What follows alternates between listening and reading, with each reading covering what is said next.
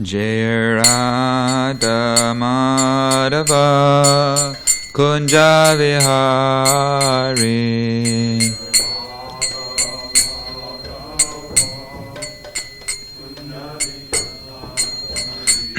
Jaya Radha Madhava Kunja Vihari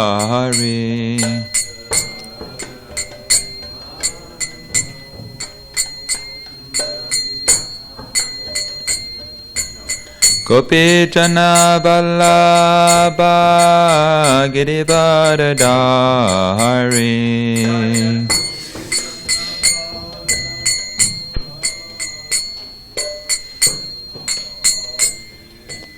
Gopi Jana Vallabha Girivardhari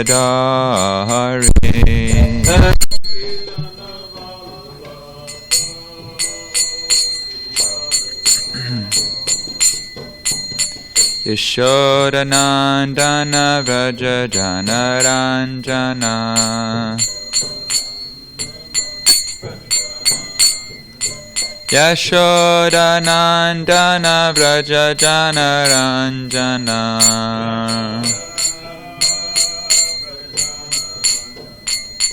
Jamunatira Vanachari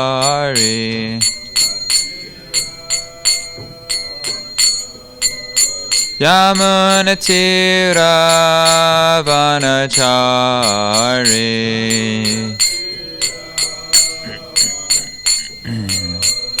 Jaya Radha Madhava Kunja Vihari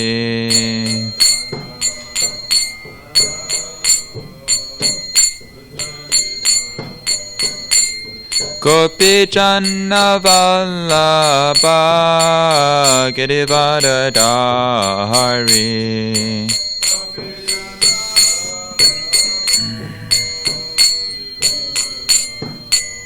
Yashoda Nandana Vraja Jana Ranjana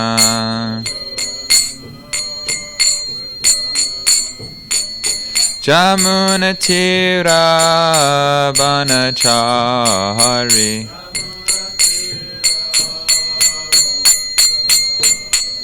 Jaya Radha Madhava Kunja Vihari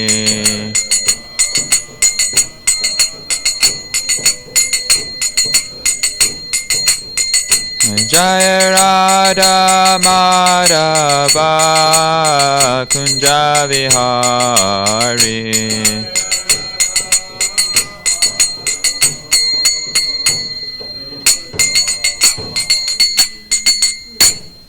Om Namo Bhagavate Vasudevaya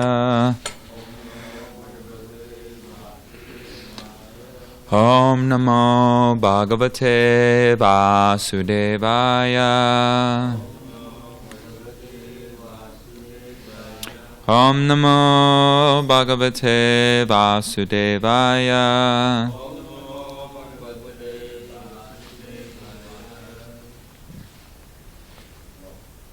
We don't have the board, okay.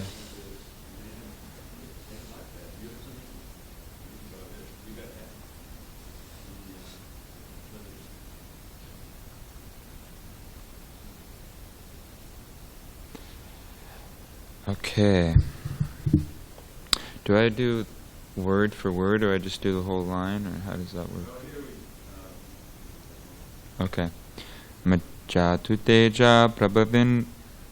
Is that the right meaning? Majatu Teja Prabhavin Mahartibis Titikshayata Pasavidyacha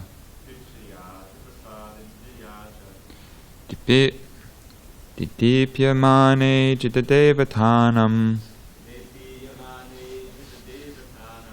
Kule Swayam Raja Kula Dvijanam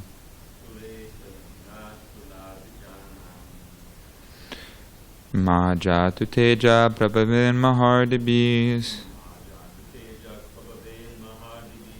Titikshaya tapasa vidyacha Tadipyamane jitadevatanam Kule swayam raja kaladvijanam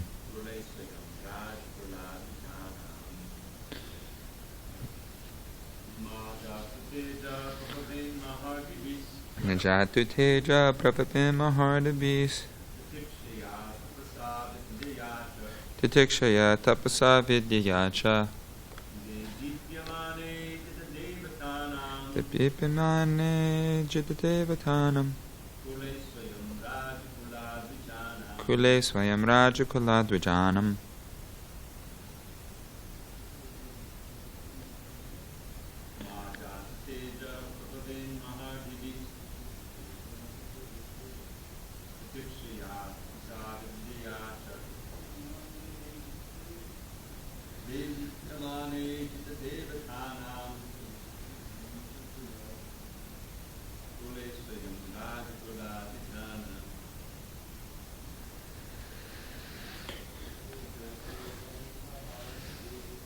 Jatateja prabhavin mahardabis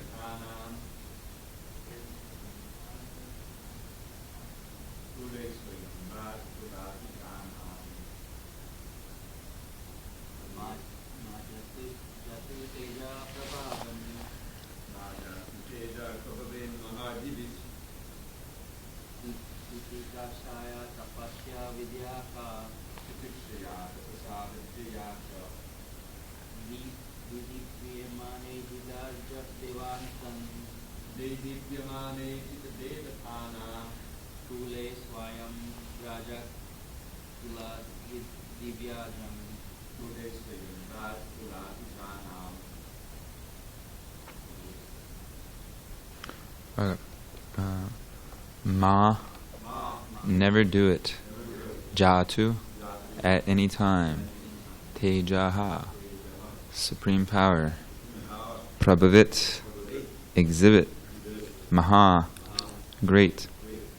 Riddhabhihi, by opulence. Titikshaya, by tolerance. Tapasa, penance. Vidya, by education. Cha, also. Didipyamane, upon those who are already glorified. Ajita Devatanam, Vaishnavas, or the devotees of the Supreme Personality of Godhead. Kule, in the society. Swayam, personally. Rajakulat, greater than the royal family. Dvijanam, of the Brahmanas. Translation and purport by His Divine Grace A.C. Bhaktivedanta Swami Srila Prabhupada Ki Jai. The Brahmanas and Vaishnavas are personally glorified by their characteristic powers of tolerance, penance, knowledge, and education. By dint of all these spiritual assets, Vaishnavas are more powerful than royalty. It is therefore advised that the princely order not exhibit its material prowess before these two communities and should avoid offending them. Purport. Prithu Maharaj has explained in the previous verse the importance of devotional service for both the rulers and the citizens of the state. Now he explains how one can be steadily fixed in devotional service. Sri Chaitanya Mahaprabhu, while instructing Srila Rupa Goswami, has compared the devotional service of the Lord with the creeper. A creeper has a feeble stem and requires the support of another tree to grow and while growing it requires sufficient protection so that it may not be lost. While describing the system of protection for the creeper of devotional service, Sri Chaitanya Mahaprabhu has especially stressed protection from offenses unto the lotus feet of Vaishnavas. Such offenses are called Vaishnav Aparad. Aparad means offense. If one commits Vaishnav Aparads, all his progress in devotional service will be checked. Even though one is very much advanced in devotional service, if he commits offenses at the feet of a Vaishnava, his advancement is all spoiled. In the Shastras it is found that a very great yogi, Daras Muni, committed a Vaishnava Aparad, and thus for 1 full year had to travel all over the universe, even to Vaikuntha Loka, to defend himself from the offense. At last, even when he approached the Supreme Personality of Godhead in Vaikuntha, he was refused protection. Therefore, one should be very careful about committing offenses at the feet of a Vaishnava. The most grievous type of Vaishnava Aparad is called Gaurav Aparad, which refers to offenses at the lotus feet of the spiritual master. In the chanting of the holy name of the Supreme Personality of Godhead, this Gaurav Aparad is considered the most grievous offense. Guru Abhagya Shruti Shastra Nindanam, from Padma Purana. Among the 10 offenses committed against the chanting of the holy name, the first offenses are disobedience of the spiritual master and blasphemy of the Vedic literature. The simple definition of Vaishnava is given by Sri Chaitanya Mahaprabhu. A person who immediately reminds one of the Supreme Personality of Godhead, Krishna, is a Vaishnava. In this verse, both Vaishnavas and Brahmanas are mentioned. A Vaishnava is a learned Brahmana and is therefore designated as a Brahmana Vaishnava, Brahmana Pandit, or a Vaishnava and Brahmana. In other words, a Vaishnava is supposed to be a Brahmana already, but a Brahmana may not be a pure Vaishnava. When a person understands his pure identity, Brahmajanati, he immediately becomes a Brahmana. In the Brahmana stage, one's understanding of the Absolute Truth is mainly based on the impersonal view. When a Brahmana, however, rises to the platform of personal understanding of the Supreme Godhead, he becomes a Vaishnava. A Vaishnava is transcendental even to a Brahmana. In the material conception, the position of a Brahmana is the highest in human society, but a Vaishnava is transcendental even to a Brahmana. Both the Brahmana and Vaishnava are spiritually advanced. A Brahmana's qualifications are mentioned in the Bhagavad Gita as truthfulness, mental equanimity, control of the senses, the power of tolerance, simplicity, knowledge of the Absolute Truth, firm faith in the Scriptures, and practical application of the Brahminical qualities in life. In addition to all these qualifications, when one fully engages in the transcendental loving service of the Lord, he becomes a Vaishnava. Prithu Maharaj warns his citizens who are actually engaged in the devotional service of the Lord to take care against offenses to the Brahmanas and the Vaishnavas. Offenses at their lotus feet are so destructive that even the descendants of Yadu, who were born in the family of Krishna, were destroyed due to offenses at their feet. The Supreme Personality of Godhead cannot tolerate any offense at the lotus feet of Brahmanas and Vaishnavas. Sometimes due to their powerful positions, princes or government servants neglect the position of Brahmanas and Vaishnavas, not knowing that because of their offense they will be ruined. Om Jnana Disya Gyananjana Shalakoya Chaksha Unmilitam Yena Tasmai Shri Gurave Namaha Vanchikalpataribhishta Kripa Sindhubhi Evacha Patitanam Bhavanibhyo Vaishnavimbhyo Namo Namaha. Jai Shri Krishna Chaitanya Prabhu Nityananda Shri Advaita Gadadhar Shri Vasari Gaura Bhakta Vrinda. Hare Krishna Krishna Krishna Hare Hare, Hare Rama Rama Rama Hare Hare. Translation one more time. The Brahmanas and Vaishnavas are personally glorified by their characteristic powers of tolerance, penance, knowledge, and education. By dint of all these spiritual assets, Vaishnavas are more powerful than royalty. It is therefore advised that the princely order not exhibit its material prowess before these two communities and should avoid offending them. Elsewhere it says that the different divisions of the Varnas are compared to the body. Like the Brahmanas are considered the head, the Kshatriyas are the arms, the Vaishyas, like the waist or the abdomen, stomach area, and then the Shudras are the legs. So in order for a healthy society to exist, you need to have the whole body to be healthy. Not that one thinks that another is better because they might be in a different body part. You know, the head is telling that the legs that I'm better than you because I'm a head. You know, it's that would make the body become dysfunctional. So previously, the administrative class would get knowledge from the Brahmanas and the Vaishnavas how to rule the citizens properly. And Prithu Maharaj, being such a great example of a priestly king, is showing his citizens that they should respect the Vaishnavas and the Brahmanas and never offend them. And it also states somewhere that the king gets a certain percentage of sinful results from what the citizens commit, and also pious results. So it's also in his best interest that the people under his rule also cooperate and become saintly. So it explains here that because the Vaishnavas and the Brahmanas have these characteristics of tolerance, penance, knowledge, and education, they are more powerful than royalty. So the Kshatriyas would basically just go to the Brahmanas for advice, and the Brahmanas, being detached from the situation, they're able to see what is the proper step of action, how to guide the society and the community.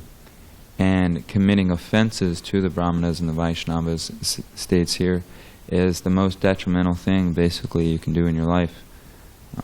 It degrades you and your consciousness very low, and it also creates a dysfunctional society where people don't respect teachers, they don't respect authority figures that are trying to actually help them and guide them on the right path of salvation.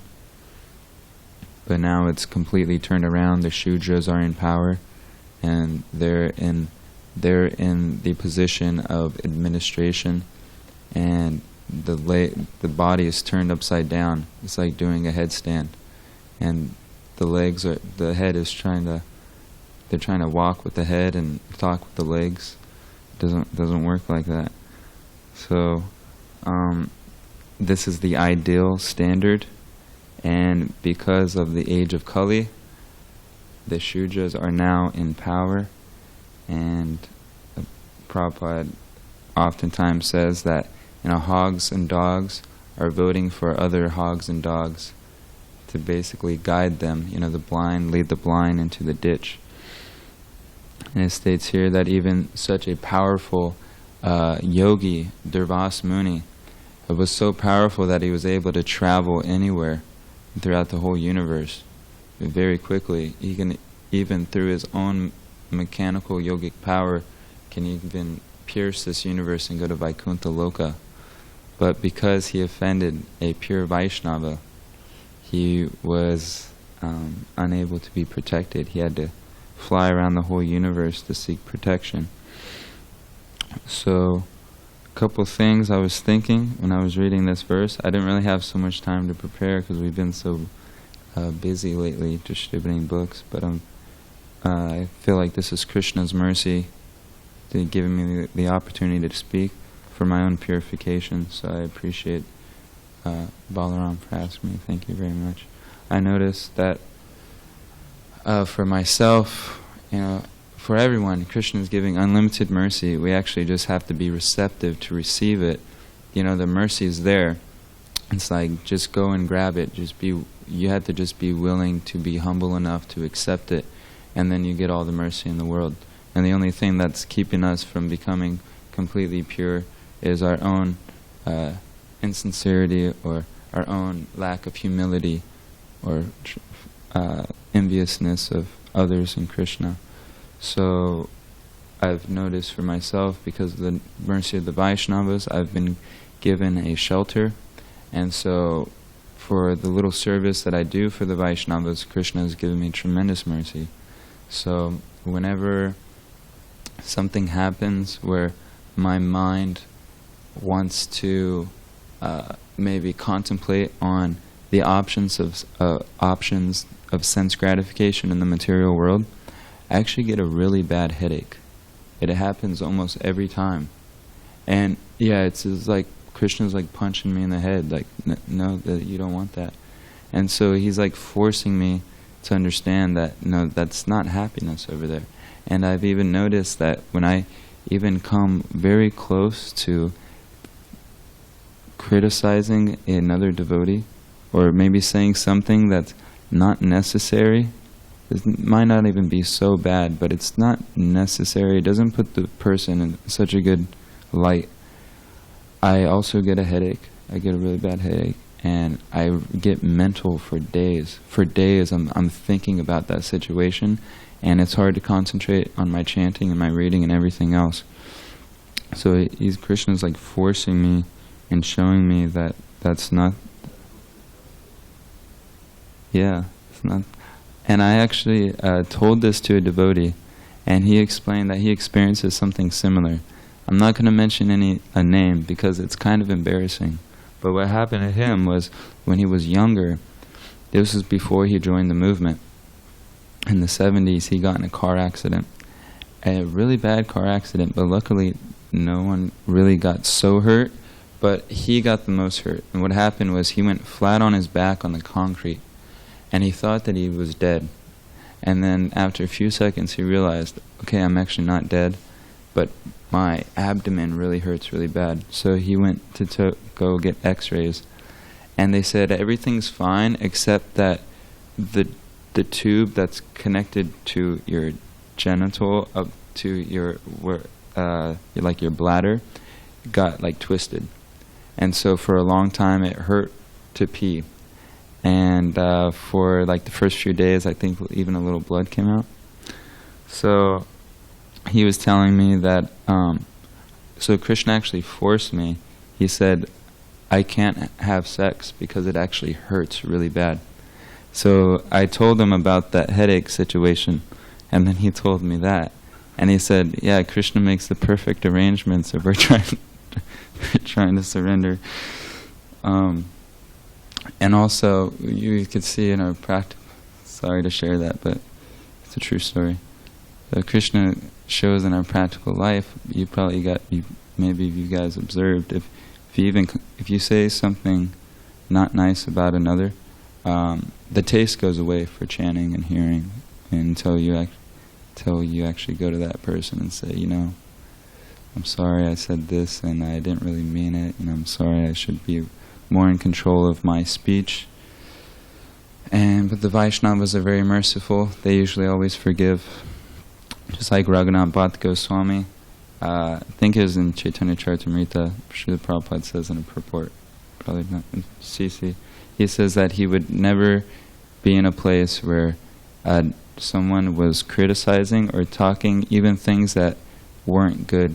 It didn't even have to be bad, just they weren't glorifying a devotee. He would immediately leave the place or cover his ears. He wouldn't talk any prajalpa or any just shooting the breeze. He would always be focused and intense like that. And another thing I've learned throughout the years was sometimes I hear devotees, they're not really making fun of another devotee, but they're laughing on their expense. Like say someone has like a funny accent, he's like from another country, and then you're just kind of like messing around with another devotee, kind of imitating that devotee, and then you guys are kind of getting a little kick out of it. I've done that a few times, and I've noticed that it's not the best thing to do because my taste goes away. And I actually told a senior devotee about that. He said, yeah, don't do that. He said, I used to do that to another devotee, and I really feel like I made a lot of offenses, and I had to go beg forgiveness. So it all comes down to control of the tongue, control of the speech, and we're trying to develop these spiritual assets that are given in this verse: tolerance, tolerating the urge to speak, the mind's demands, the actions of anger, urges of the tongue, belly, and genitals. The tendency is we just want to talk. So if we're kind of like loose in our talking, sometimes, a joke about someone else comes out, and we want to develop penance. We've committed so many offenses in previous lifetimes, probably, a lot of us. So the way to repent for that is actually do the opposite, glorify devotees. We can actually make or break relationships just with like a few words of glorification or appreciation for someone can really make a strong friendship and a strong bond. But just a few words of inappreciation or you acting out of anger can actually affect the relationship. I remember reading this Dandavat's article. Actually, I didn't read the article, I just saw the title, and the title was Judging Without Understanding. And it's just a powerful sentence. Judging without understanding. And one time in Rath Yatra, we were distributing books all day, and devotees would go, they were doing service. Whoever was doing service, they'd go get like some prasadam, not the free feast, but a little bit higher quality.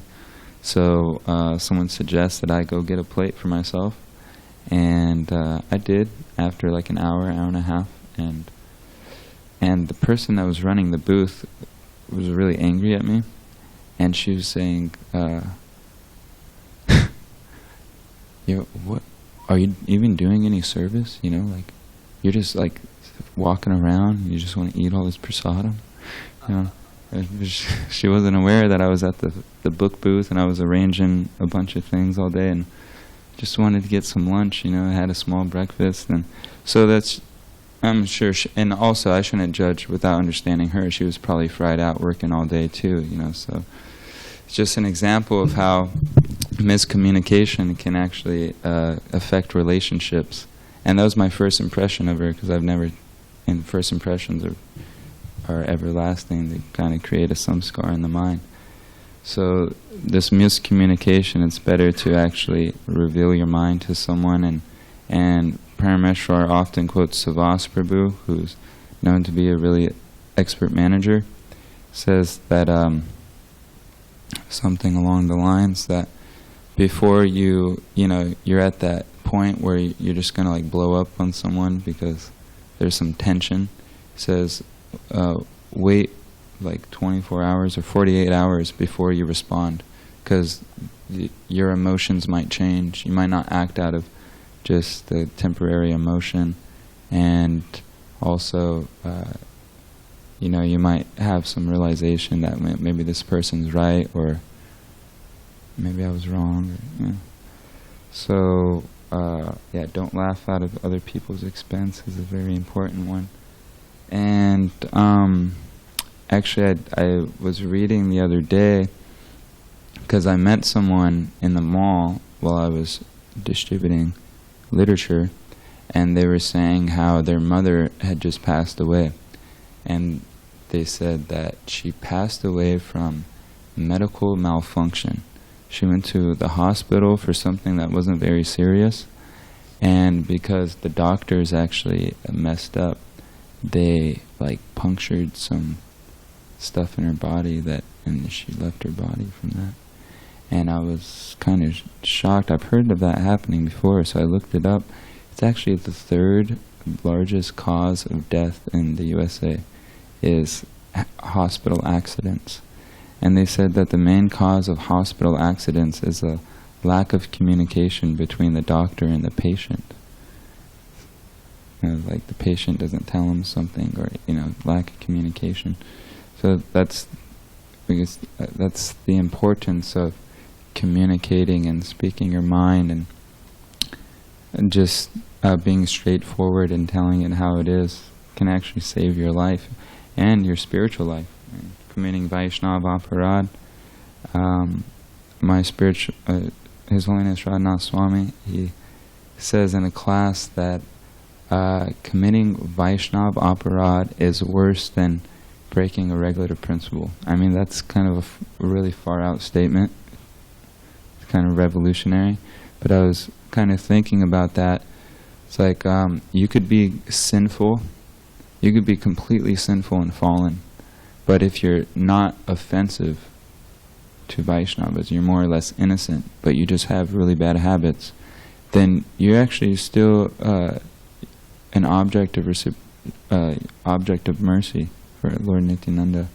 He's Jagai and Madai. That was the one thing they didn't do, was they didn't commit Vaishnava aparad.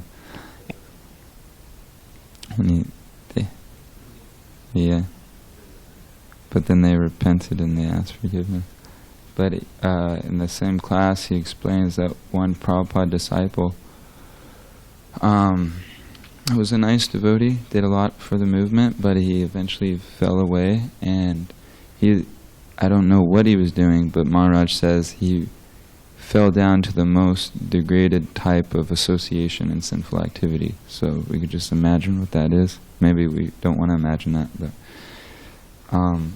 he said, but because he was never offensive to the Vaishnavas, he didn't leave the movement saying, blaspheming other devotees and complaining how bad ISKCON is. He just more or less was habituated to a sinful way of life.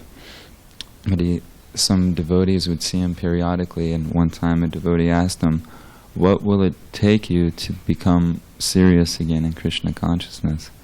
And that Prabhu said, I think that it was just like a terminal illness, because I have so much in my life. And like a week later, he got like terminal cancer. Krishna heard him, and so he actually did get serious. I guess he moved back to New Vrindavan, and Maharaj said he became like a pure devotee in like a few days. He gave up everything, and it's kind of like Maharaj Parikshit, just hearing and chanting. And Maharaj said that he was pretty confident he probably went back to Godhead because he did a lot of service for Prabhupada in the beginning also. So by serving the devotees, it's the opposite of criticizing. Serving the devotees actually gives us the most mercy and helps us make the most advancement. Everyone here, we're serving Prabhupada, obviously, by serving in his institution and by preaching the message of Lord Chaitanya. But also we have countless opportunities to serve each other. And the Rupa Goswami gives the loving exchanges that we should practice on a daily basis if possible. And I have a kind of practical experience of this. In Riverside there's a Festival of Lights Christmas event. I was there last year, and I met this like punker guy, but he was homeless, and he was completely like drunk, and he had a problem with drinking. I guess he was drunk every day. But he came up to me, and he was really curious about the books. And so I actually gave him like maybe 20 minutes of my time. And I was thinking, maybe, hopefully in the future, if he sobers up, it might be a nice candidate for some sort of bhakti program, or just get him to start chanting. Anyways, like 8 months later, I saw the same person in Haight-Ashbury in San Francisco, and immediately when he saw me, he raised his arms and chanted them. He was drunk again, but when he saw me, he raised his arms and he chanted the Maha Mantra, the whole thing, Hare Krishna, right when he saw me. So Lord Nityananda's mercy is all-pervading. It acts on anyone who's just humble and submissive. And the next day, literally, the same thing was, we were driving out of a parking lot, and there was this older homeless person, and I had an opportunity just to roll down the window right before I turned out of the parking lot and give him a book. And my mind thought twice about it, I was kind of discriminating against him, I guess. But then I was just thinking, this might be the only opportunity he gets to come in contact with Krishna consciousness.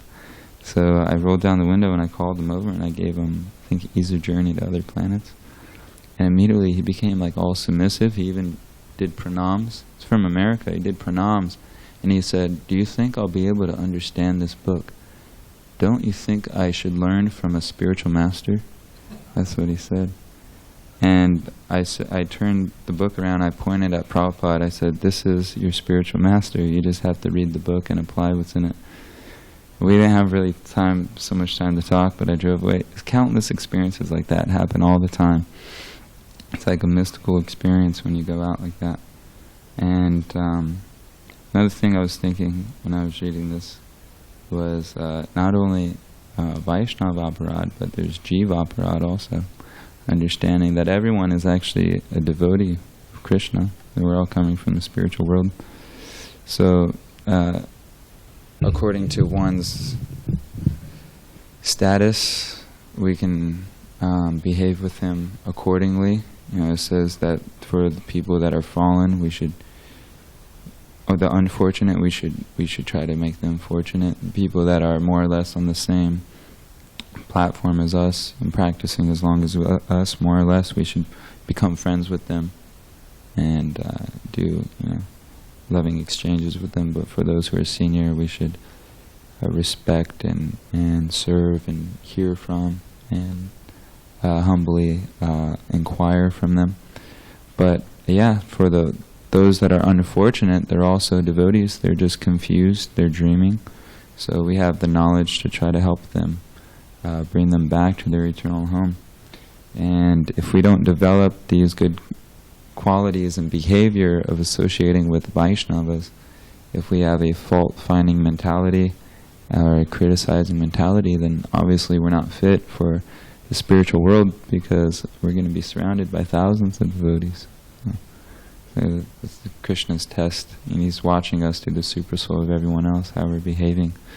Like Rantidev, he was tested, I think it was by Shiva, right? And some demigods tested Ranti. Yeah.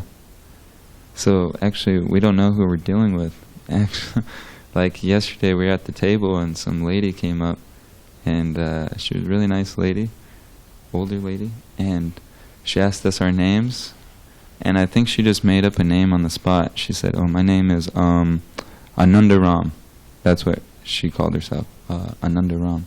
And then when she left, Parameshwar said, "That might have been Prahlad Maharaj in disguise, checking us out, seeing how we're doing." So that might be a far out idea. It's possible, but we do know for sure that Super Soul is watching us at every moment, analyzing our consciousness and seeing if we're ready. So we have to also check our intelligence. If we're not completely pure, obviously the process will purify us and bring us and give us these qualifications, these nice qualifications of tolerance, penance, knowledge, education, etc., humility. That comes automatically through hearing and chanting, purifying the heart. But if we don't have those things right now because of immaturity in devotional service, and because we still have contamination within the consciousness, we can at least use our higher intelligence to try to develop those traits and act in time, place, and circumstance in such a way where we are trying to become humble and trying to become tolerant. And I think it was this year in Vrindavan, someone was giving a Bhagavad Gita class, and I asked a question, and then he gave the answer, but then one Mataji in the crowd raised her hand, and she kind of was like trying to answer my question, or she did actually really well, but like it was like a knee-jerk reaction. It happened automatically. My mind just said, "Who is she to give me the answer?" She doesn't look like she's been practicing for so long.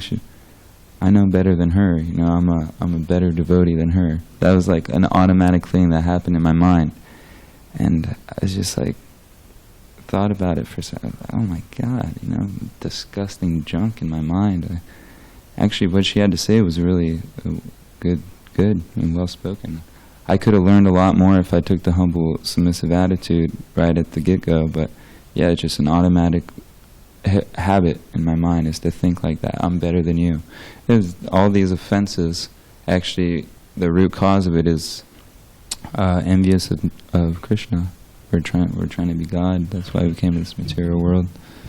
So, in another class by Radhanath Swami, he was explaining that any envy that you feel towards another person, you're actually not envying that other person. You're envying Krishna's qualities that are manifesting in that person.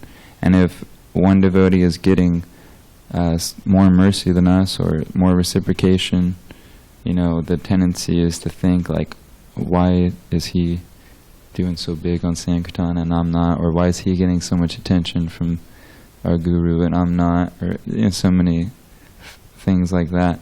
But that's just us basically thinking Krishna doesn't know what he's doing. Krishna's manifesting his mercy through that person. So subconsciously we're saying Krishna doesn't know what he's doing. He should be giving me the mercy. I deserve it more than that person.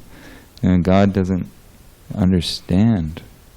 This is the root cause is we're trying to take the position of God, trying to be Krishna. So here in this purport, it also, Durvas Muni, also I think it was Shabari Muni, who was offended Garuda, right?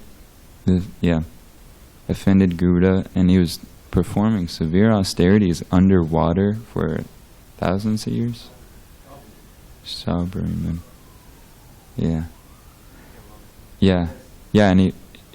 And he offended Garuda, and because of that offense, even though he was super powerful, he can live underwater. He can do that.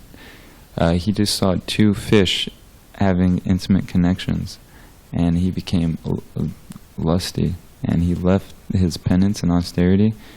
And if I'm not mistaken, I haven't read this for a while, but I think he got married to like a bunch of wives, and he was trying to enjoy for many years, and then he realized that what he did was stupid. And over again, Bhagavatam's trying to teach us, don't offend Vaishnavas, don't act improperly. Prabhupada also gives the example of the Yadu dynasty.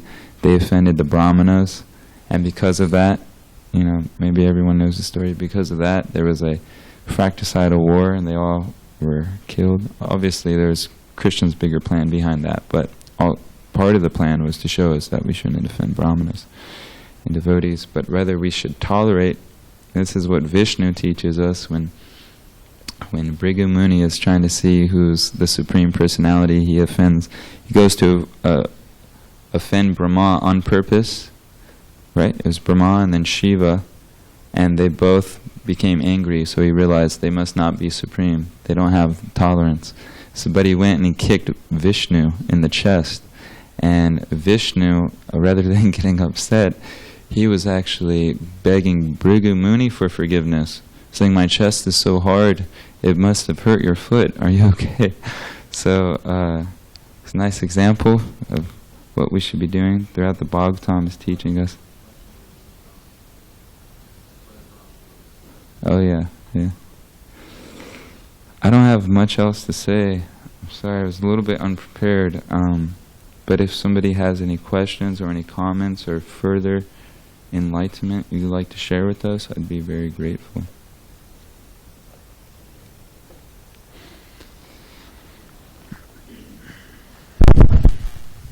It was actually a very illuminating class. Thank you for all the vignettes, the personal revelations and everything about your... I wish I could do that. Get a headache as soon as I start thinking of that. We can pray for that. Boom. But this is slightly off the topic, but you mentioned how you were so hungry in Rath Yatra. This is the last Rath Yatra in LA? Yeah. That this happened? A recent one? I wasn't like super hungry, but... No, but you were getting some prasadam. Yeah. Okay. So I go up every year for the last 30 years, to LA Rath Yatra. I've always been going. And I usually lead the Kirtan, the beginning of the Kirtan, SanDiego Kirtan in Balaram's cart.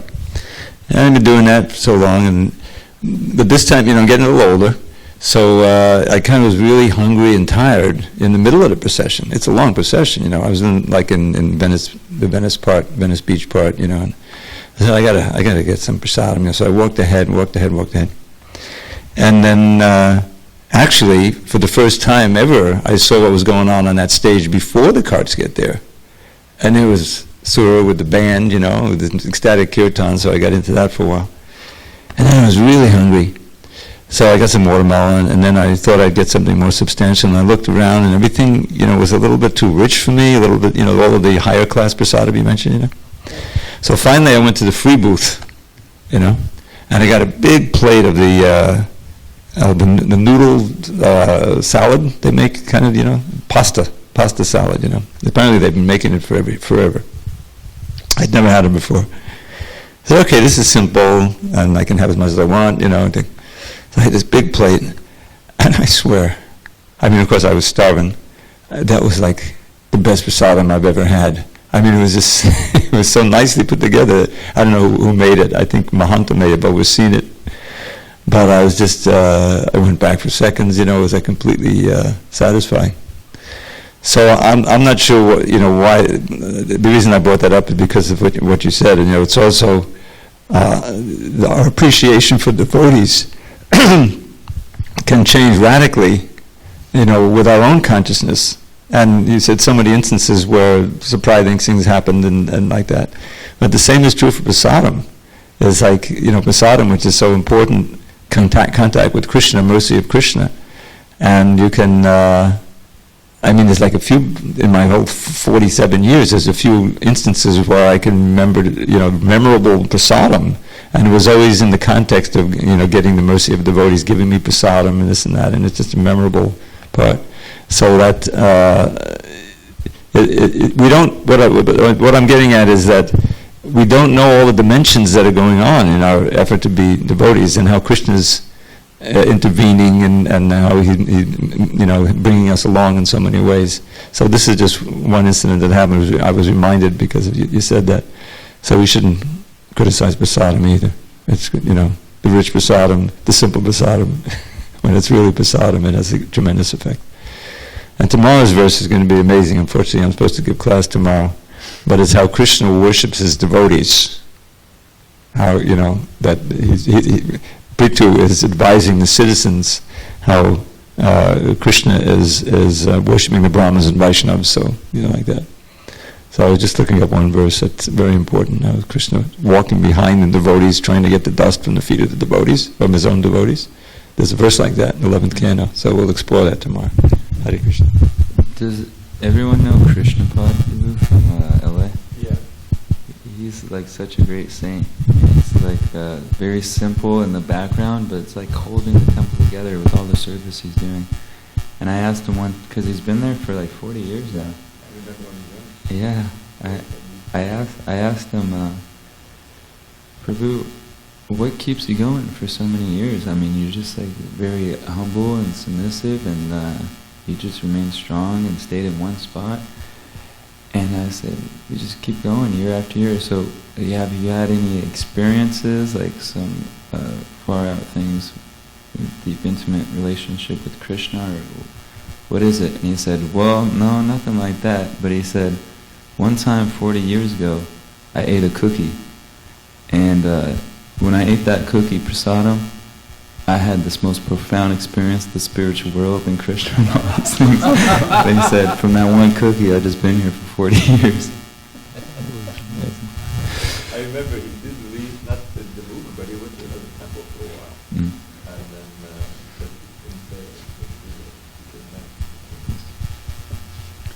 Can I ask you a question? Do we have time? yeah. You know, I don't know if I imagine this in my mind, but I've heard other devotees speak about, you know, they see things that they feel needs to be corrected. You know, and this isn't just from total neophyte personalities, but, you know, and so how do you go, should we just ignore this and let things like, because we want to, Krishna's in our heart, if we're really surrendered, Krishna kind of tells you, you know, I really want to see this movement spread and get some more books out or whatever. You know, so, but then you see perhaps things that are inhibiting that, and so you want to change that, but if you do, you know, devotees might be offended.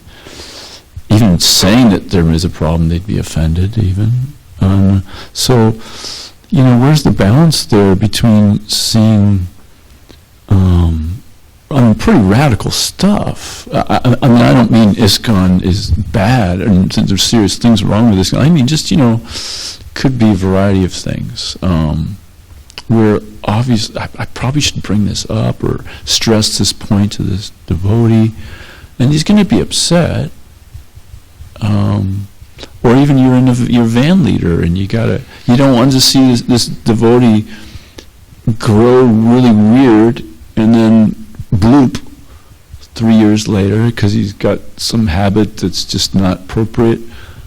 Or, you know, how do you don't want to ignore it, and then the person grew funny and blooped, and maybe you try to correct it, but then he gets upset. So how do you do this?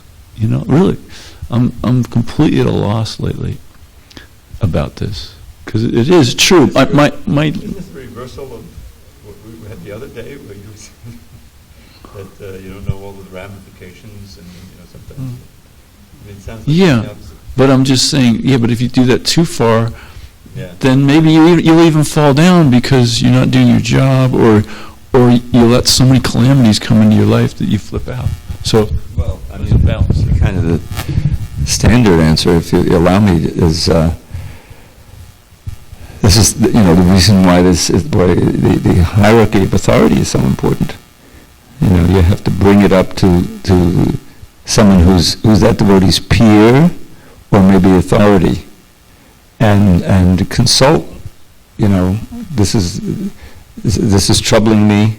Can I share something with you? So right away, there's like, and the person may say no, you know, but yeah, sure. You know, generally, probably would say sure, and then you have to reveal your mind. What's troubling you, and ask what should I do about it? What should we do about it? Am I off, or is this off, or is it something to worry about? Someone who you have a relationship with already, you know, some senior.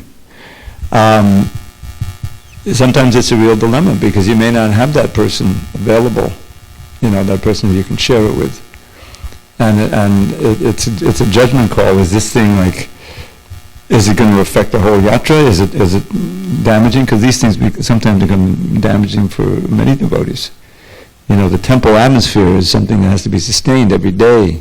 You know, who's coming on time, keeping it clean. It's an effort to maintain and sustain the whole mood of the temple, which can, you know, be so important. Someone walk in the door and they become interested, take a book, and, you know, that's so important. Or even in a smaller environment like the van or something, you know, I mean. So it's a puzzle, but it's always good to consult. So you have to have somebody who you consult, who you trust, who is at a level who you can take their advice, you know, thoroughly. So and each case is different, depending on the seriousness of the infraction, who the person is, whether you feel they'll be able to take it or not, or they're just going to disappear, you know. So there's no one formula that fits all, but the basic principle is to consult authorities and try to get some good advice. Yeah.